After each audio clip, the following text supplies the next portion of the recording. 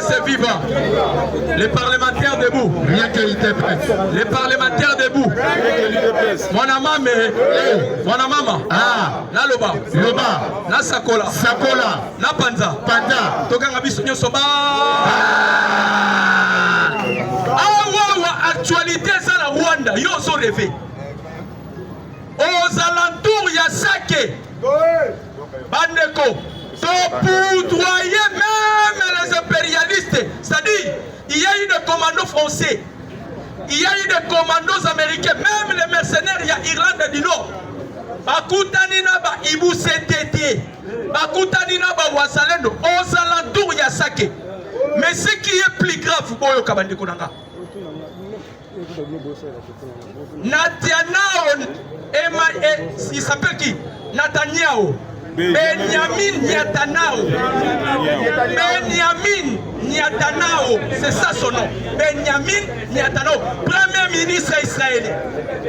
Basengaye, Basengaye. Batikelo basala na Hamas, atelemela yango.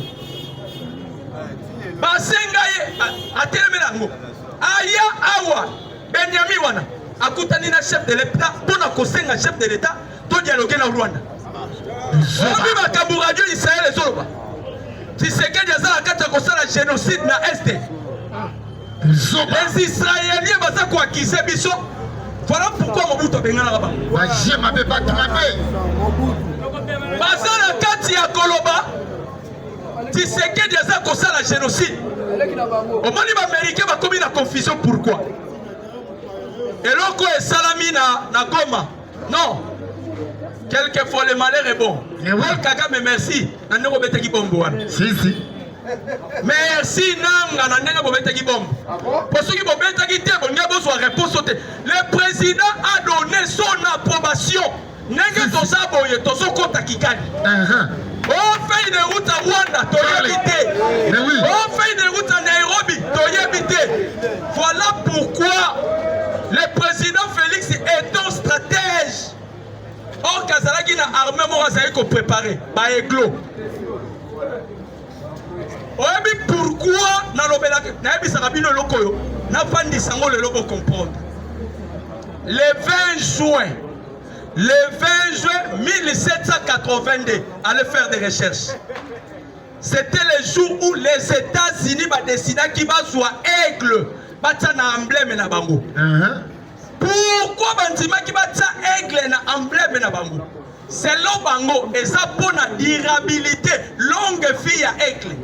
Pour ton information, le plus grand puissance il y a aigle, c'est l'immortalité. Aigle à Koufarati. Oui. Allez faire des recherches. C'est l'immortalité. Alors, c'est par là, l'Américain va soit aigle, va tirer un emblème là bango sous forme que les États-Unis sont éternels sur le plan spirituel, donc ils ont la super puissance éternellement.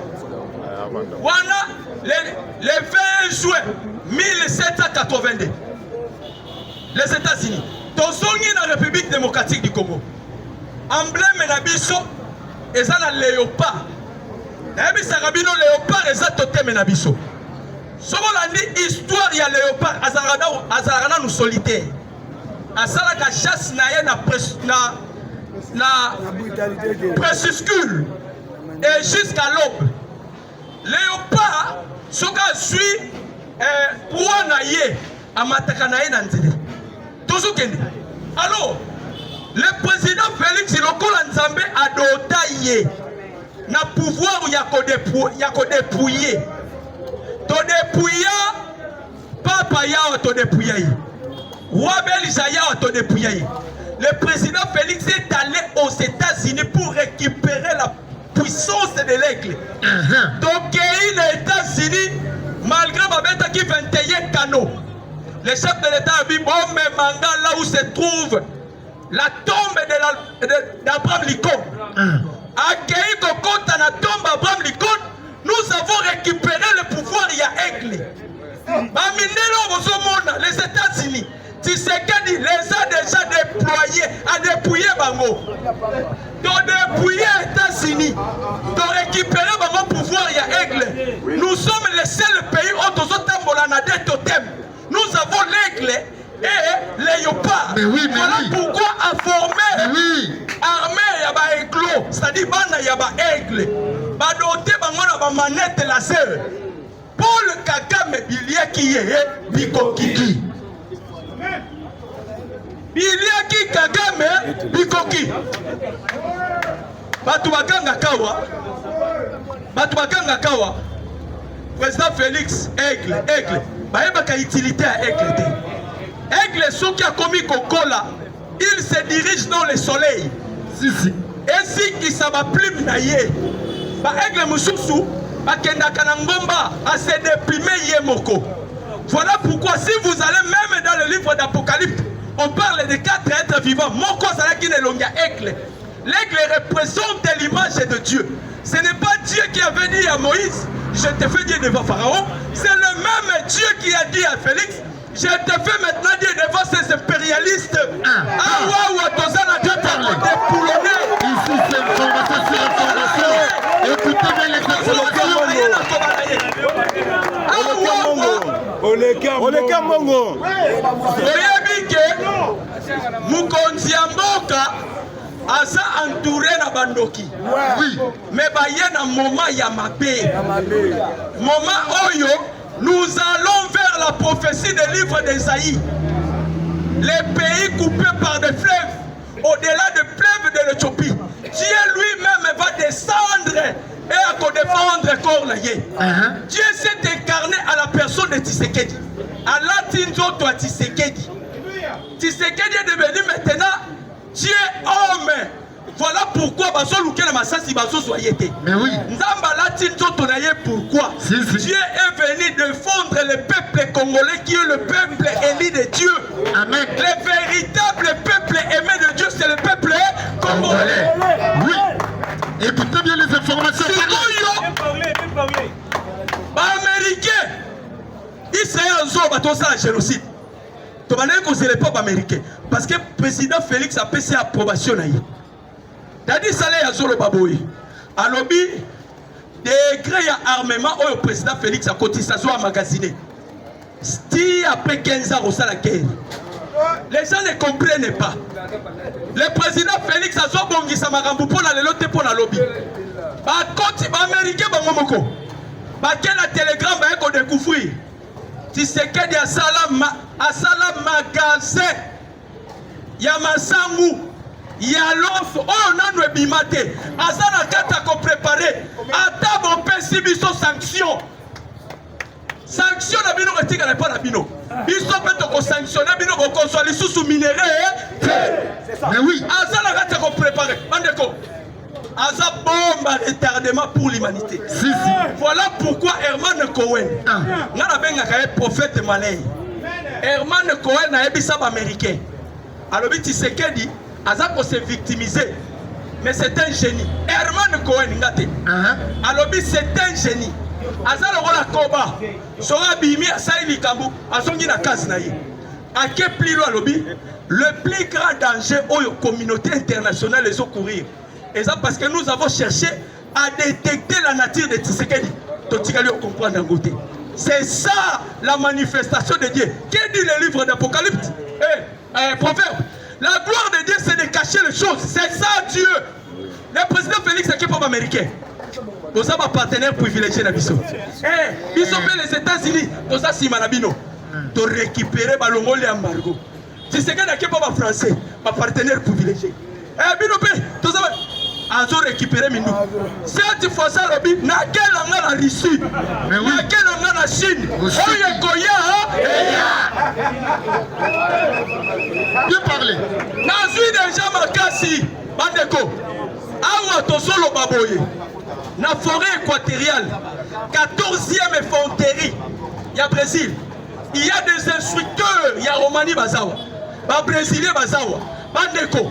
Tshisekedi a comme des plis à plus bombe. Yango a dit ça là Zoloba. Tshisekedi se sent maintenant sécurisé. Ok, sur le plan spatial. On a déjà signé des accords avec l'agence Restore. Ils ont sécurisé l'espace spatial d'Abisso. Ne bon mona qui va satellite américain. Tshisekedi a bimi d'avion va tirer au monde en côté. La Russie a brûlé, brouillage électronique. Ah waouh. Nous avons partagé renseignements avec l'Iran. C'était l'Iran. Tant que nous comptons qu'on signé un accord en Russie. Tant que premier ambassadeur à Yambaki, ambassadeur à Iran. Aïe, sololi. Neko, les Américains, Suisse, Sekou, Kumbuchi, Wapi, Nasake. Tobeti bango bakufi, Paul Kagame akomeolela. Oto sala génocide. Yo Kagame, génocide yo bomi ba Congolais zo mona moto.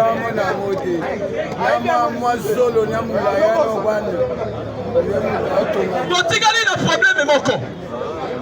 Problème oto sala ngo, obi ke tola ba M23 na kati ya République démocratique. Précisément awa.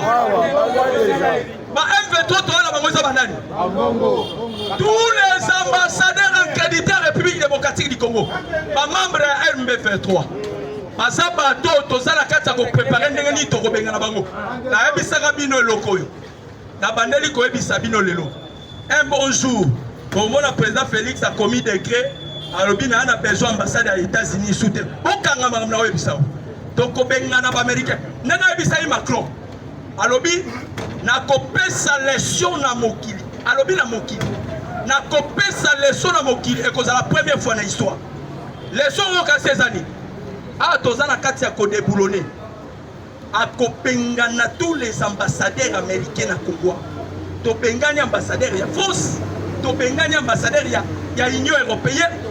Les omoni ba Belge, olota lisusu te. Lelo yo Congo ba tu bazui yango eza bloc ya ba communiste ba récupérer la République démocratique du Congo.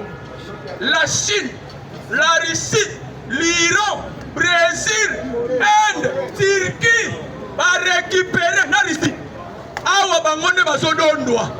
Les États-Unis ont commis la paix, ma génie, et je vous remercie. Merci. Ça qui s'arrête pour le côté professeur. Zokota. On a réduit Zokota. De mettre le professeur à beaucoup de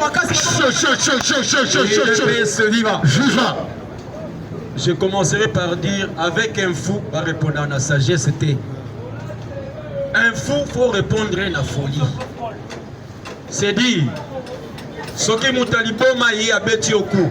Non, derrière cette personne, il y a un esprit. Nous autres, on a fait ni quand on peut esprit, comprendre que nous autres, et nous compose dans le sousté. Il est pas vivant.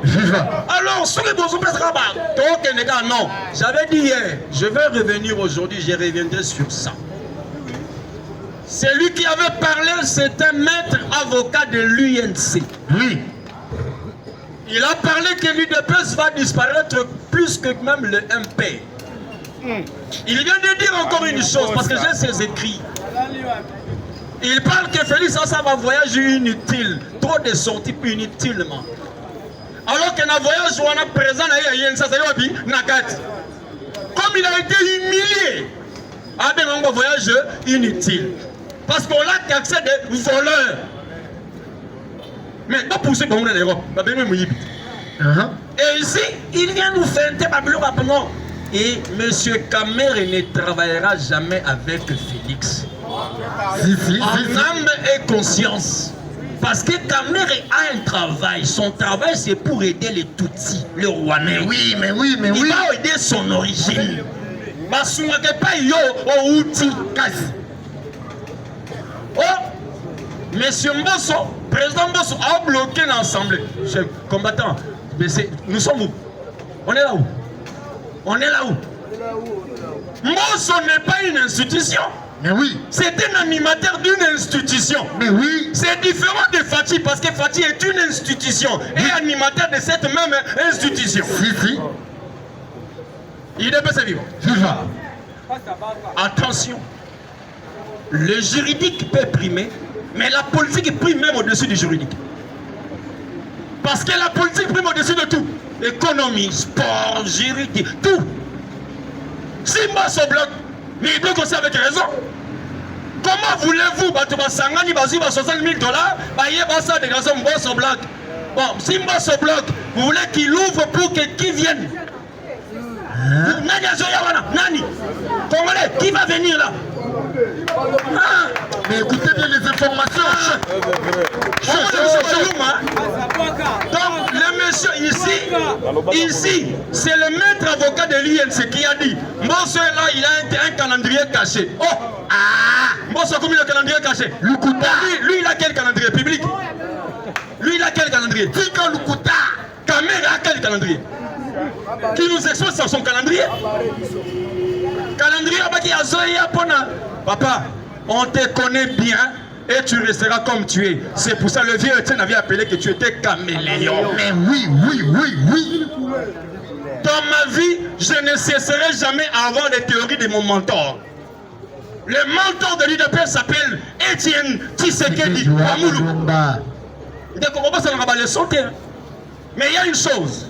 Dans les évangiles, quand vous écoutez la Bible, vous lisez la Bible, il y a 4 évangiles, 4 personnes distinctes avec les mêmes paroles, mais des explications différentes.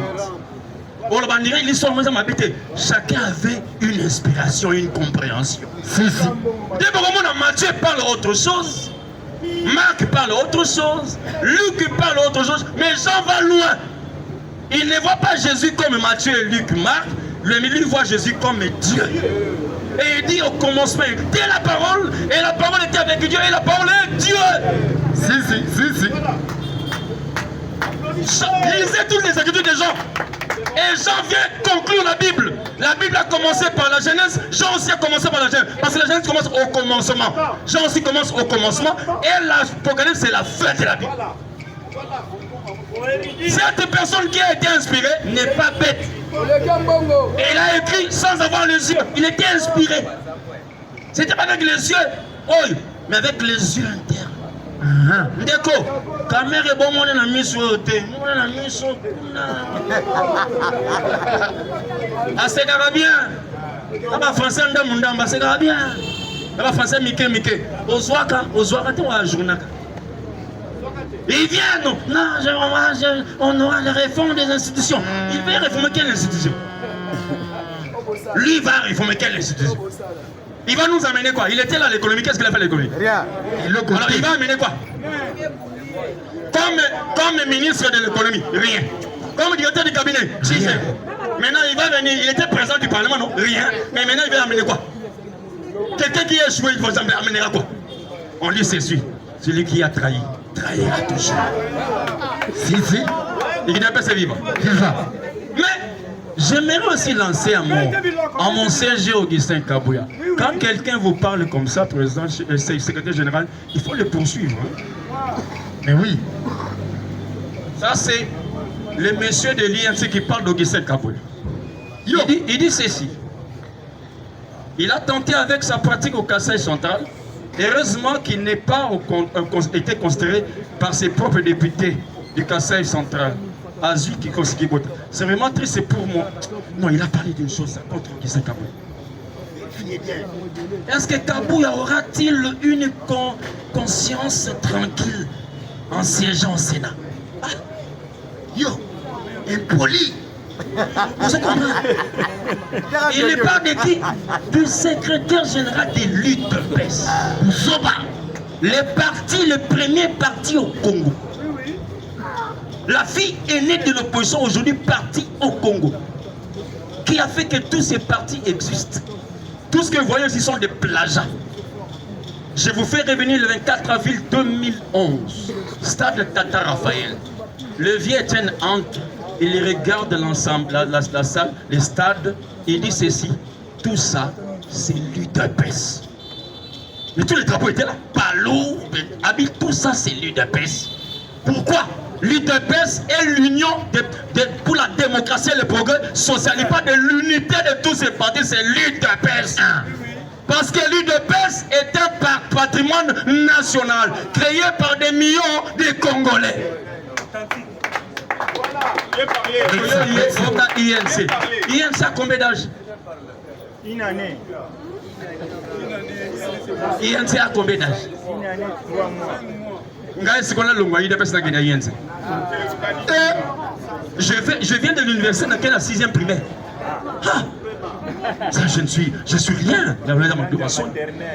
Yango, CG, je te demande solennellement, L'ensemble de tous ces combattants UDPS, fidèles, on doit faire l'union pour combattre tous ceux qui viennent devant nous. Ceux qui sont là ne vont pas aider le président. Au contraire, bon, il y a du temps. Bon, il y a 5 ans, le président ça en a 50 ans, ça en a 4 ans. Parce qu'il y a une année électorale. Vous avez ici combien de mois? 5 mois. Tu as combien d'années? 3 mois. Ok, les gars, titre comment là? Décembre. Si madame Senini, lorsqu'il n'y aura pas la réforme ou bien la composition constitutionnelle, une nouvelle constitution, nous allons pleurnicher ici. Leur travail que Félix s'en aille. Qui vont contrôler. Et Félix aussi est sage. Personne ne contrôle, ne sera contrôlé. C'est lui qui est le maître. Il a répondu. Il n'a pas répondu à Macron. Je vais corriger l'autisme. Il a répondu aux journalistes. Le Congo va donner une leçon qui sera la toute première au monde. Je suis un lion. Mais il a répété, je suis un pion majeur. Le pion d'âme. Oui. Dans cette histoire de pion d'âme, est-ce que vous avez bien mettre dans la Kabila? Il était le pion d'âme. Personne n'a compris ici. Il a tout cédé. Finance, tout. Mais il était le pion d'âme. Bon, on a bien mais ce gars d'âme a l'équipe. À l'épée, Nios. Tout ce qu'on a, Mabunda. Tamamamba. Tout le cas, Nios. Na Kabila. C'est ma qui a télémis. Fini. C'était un chaos. Il a parlé d'une chose vraie. Il y a le pion d'âme. Je reviens ici. Je vais dire aussi à mon frère, il ne faut pas tout changer l'histoire. Entrer dans les archives. Les États-Unis d'Amérique n'ont jamais été un aigle. Je le dis, si vous ne voulez pas, on doit enlever ma prévable. Les États-Unis, c'était Faucon. Oui. C'est pour ça qu'on appelle même le Falcon. Falcon, c'est en anglais. En français, c'est le faucon. Oui. Jamais aigle. Pas aigle, Nanine. Voyez même leur billet. On met un oiseau avec la chevelure blanche de Soukao. C'est le faucon. En États-Unis, même parce que on filme Falcon West. C'est ridicule. Yakuta musali na nzambe na Ancien Testament zakide mukonzi amboka mutokende pa musali na nzambe kututuka musamboka ndengeni. Mais oyo amboka komokende na kinga kati ya simbi olive na luket olive ba simbi abisa bikende ko finga bango. Ide pesi viva. Yango na ko yebisa bino ke combattant muto abangisa yo te. Ozali de père et de mère. Oye par dérogation te. Oye par batindiki yo te ndenge bango bayaki. Baye ko enfier richesse na biso. Mais biso bakolo moko tozali lobi NOL. Il est pas vivant. Parlement debout. Rien qui est Parlement debout. Rien qui est Merci, Beta Maboko. Chaud. Yango na eko ebisa bino boye. Bisika nyonso ozali, il faut ozala mutu a aner. O contrôle ka voisin na yo. O contrôle ka muninga lisu likolo ya lis. Mais bon ba ke fati pe azana mandat azana mission. Na kati ya mission ne be il faut ozala prudent azana banani. Apusa parce que ce permet po ezali ndepo. Eza politique ezali ja ba mikolo. Il faut ayer ba kena na bana. Papa Vital Kamere, Dodo pesa respect mais tolike bisika wana. Pourquoi? Parce que position ya payé bana raté. Toka zali na Rwanda, akoma ka Rwandais. Toka zali na Burundi, akomi Burundais. Akomi na Congo, akomi Congo. Yango ba je wana. Toliki ba véritable, azali Congolais te ayebi identité na ba nini ba Sénégalais ba yaka wana ba Malien. Ba yeba sali musana ba kota na politique na biso. Ba kota raté, yango to senga ba kota ba pe ba yeba kota politique na biso te. Pourquoi? Parce que biso mo to relever to na ba défi à relever na mboka oyo. Pe na ko yebisa ba commettre en garde. Bato bazo boye ba si ba constitution. Pourquoi? Parce que constitution faut pas revoir yango pona nga kutu ba tshako pembe. Eza ki constitution mo tailler sur mesure na ba intérêt personnel na bango. En tout cas, combattant, merci. Tokutani lobby. Merci. Passez Mukuna.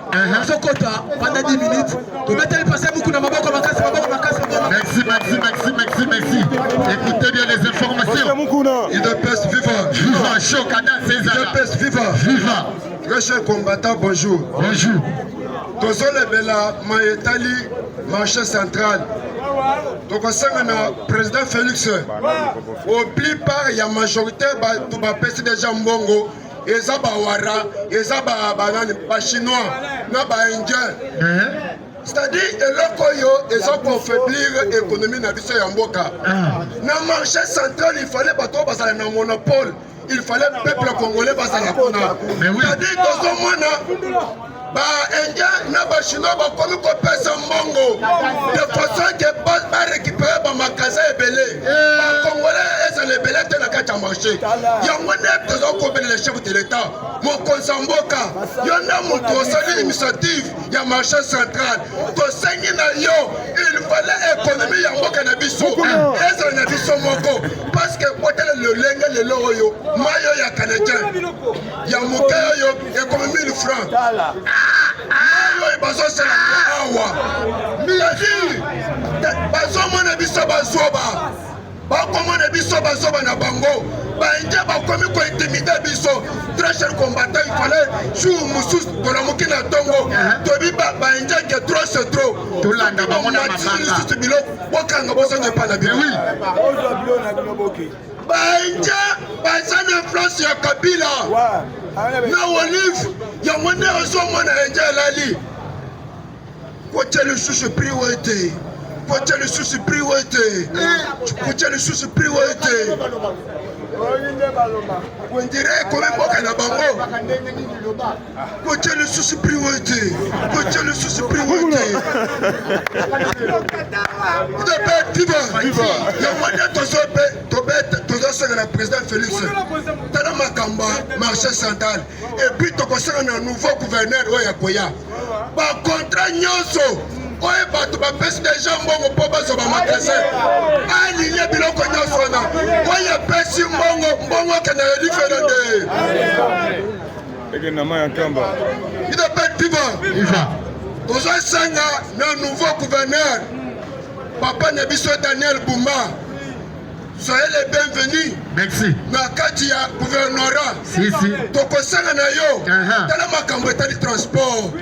Transport ezalaka 500. Oui. Mais là, comme 300, et comme 800, et comme 1000. C'est-à-dire, mutu na mutu, a comme quoi tu as pris na lenga na ye. On dirait l'État exaté. Tokosanga na yo, son excellence, monsieur le gouverneur. Daniel Bumba mwana ya palais. Tala makambo etali ba transport. Parce que le lot transport est mati, c'est-à-dire, Congolais a commis quoi prix na ndenge na ye. Nde tozosenga na gouverneur, tala makambo etali transport. Solola na numéro 1 ya la police. Ba policier déjà 18 heures basa na balabala. Wanyonso kochaka basa na tenue civile. A kocha transport 800. Bakangi ye amende ezala 800,000. Idapet viva. Batika matele ngana mutu na zolo. Idapet viva. Nazo esenga na biso toza ba l'état. Il fallait y moko à solo na numéro 1. Et ça m'a solo na biso te. Ya mwende na solo ba amende ezala 800,000. Au transport 8,000. Bakangio 800,000 francs de Congolais. Il fallait foutre déjà amende na yo. Parce que nous moka na biso buso beleki. On s'en va pas transport. Donc comment en décembre transport comme 1,000 francs, 10,000. C'est les il y a moins de senga na gouverneur ya sika. Papa na biso tala makambo etali transport. Daniel Bumba mwana ya palais, écoutez bien les informations. C'est la makambo yo peuple là-bas sepele na yo. Peuple là-bas sepele pour na makambo etali transport. Il dépend viva. Très cher combattant nazo kamo.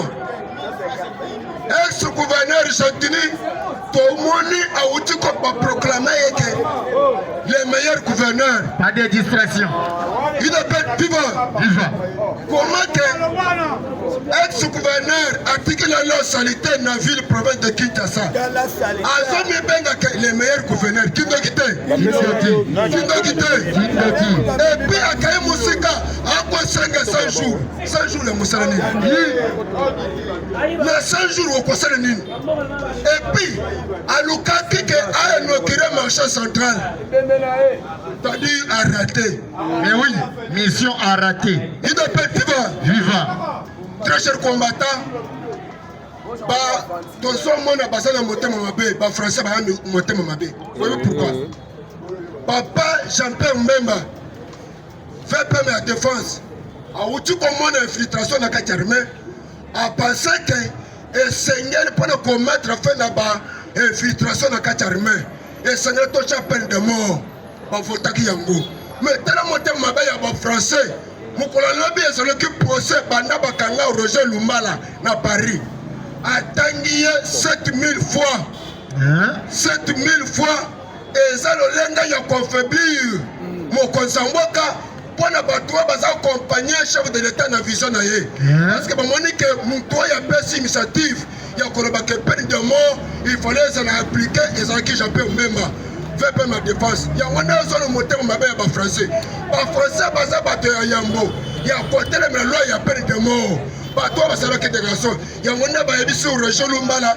yo cité kaka 7000 fois mpona nini parce que bokoyoka bientôt ke bakosenga ye akenda kaka na France akokende te akozala aho na France richesse na bango ezalaka makala akokende osala nini kuna na France Yebisa bango. Viva très cher combattant balobaka ke na ntango ya pasi nde toyebaka moninga malamu makambo oyo ekomeli biso awa aucun président africain Sassou sera sa radio président ya Centrafrique sera sa radio Yangola sera sa radio chef de l'état tala bato oyo bato mitema mabe 9 pays frontaliers seul kaka président Adama Traoré un capitaine Ibrahim auti kopesa message très profond na kati ya message na ye aza na douleur makasi a partager douleur avec son excellence monsieur le président Félix Antoine mais awa tozomona Sassou azao ata bakondane Rwanda sila sa radio bato mitema mabe batraître président Félix ata balobi ke na Angola matanga ezali kokende pete mais oui kokende te parce que boyebi ke Sassou azala motema mabe bientôt Pointe Noire marché à Pointe Noire des eaux d'ailleurs avec au profond de banane yango nde ozomona mpo wa banane yango eza komettre fin na mayetali Pointe Noire marché à Pointe Noire yango nde omoni motema mabe lukunya emati makasi les vieux jaloux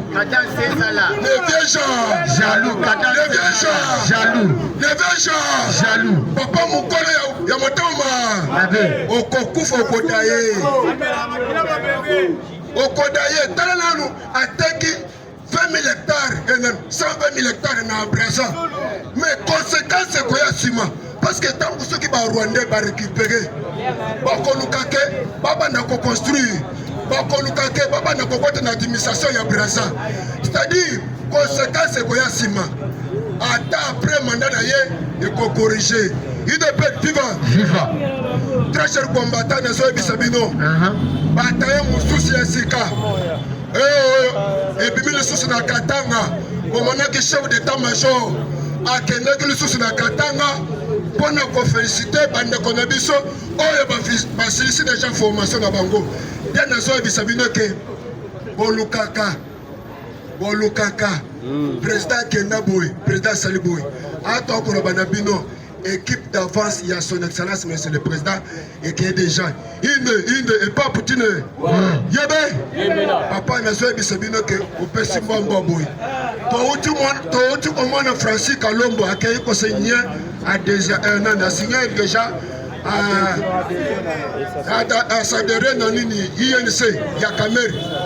Abengana ensemble parce que yo oza muluba lokole yo oza muluba makambo ya biso na ya bakatange kokota te parce que balo baza ba traître ne ba yebise ba bengani ba signer lettre officiellement ba bengani IDP viva IDP viva Fotibe très cher combattant mpona silisa na bi ya suka badrone na biso ekende koespionne na kati ya Rwanda ezwi deja baimage place oyo logistique ya Rwanda ezalaka bazwi deja ye nazoyebisa bino ke awa makambo eza kito papa amongo tile museza akei kobatama na ambasade na bango kuna azolala lisusu te ambongo yaka o Kabila shila arambo asawa boyoka Joseph Kabila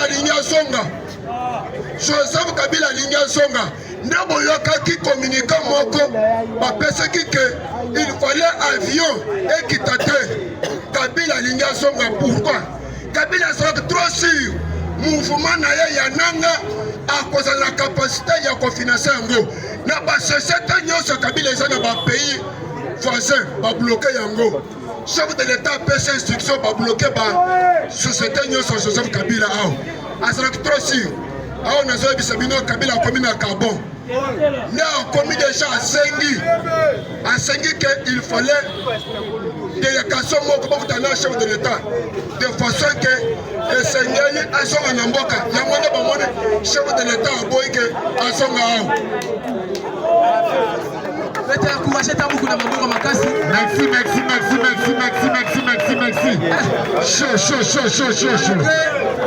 Malgré beaucoup na linga motika micro te mais ça danger.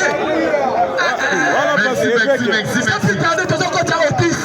Président Otis azokota wana président pas besoin préparer. De mettre le président Otis maboko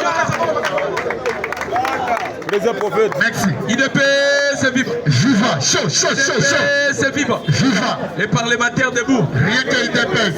Les parlementaires debout. Rien que IDPS. Les parlementaires debout. Rien que IDPS. Allez, Fachichwa. Choi. Avec le soleil. Bonjour à tous. Bonjour. Calendrier Bimi pour la élection. Il y a Assemblée nationale. Du 12 au 13 mai, de 9h à 17h, ils ont déposé la candidature. Tozo Sengana Ambongo, Tozo Sengana Chole, boke ne kotika ba candidature na parce que bozala ba sali ya Nzambe te. Boke ne kotika ba candidature comme ça. Bolukata bozala na perchoir ya Assemblée nationale pour bolati bakazaka wana trop bozomi kosa. Les 16, et ça j'ai dit, de 7h à minuit, campagne électorale. Les 18, c'est ça samedi. Élection au Salama, pour na koluka, pour installer bureau définitif, il y a Assemblée nationale. Si, bien parlé. IDP, c'est vivant. Actualité politique. Écoutez bien les informations. Bandeko, le président Félix Antoine Tshisekedi Tshilombo, Dengue, Batu Afrique de l'Ouest, Bazoloba, un homme fort. Depuis que l'histoire est l'histoire dans le monde, c'est pour la première fois la communauté internationale, les Occidentaux, les impérialistes, Basali Bloc, Bakwaïsa Moutoumoko, un noir en Afrique, précisément en République démocratique du Congo. Bamindele Bakomi langage moko. Maintenant, minito yo mindele bazome la pema. Il s'agit du président Félix Antoine Tshisekedi Tshilombo. Merci, chaud.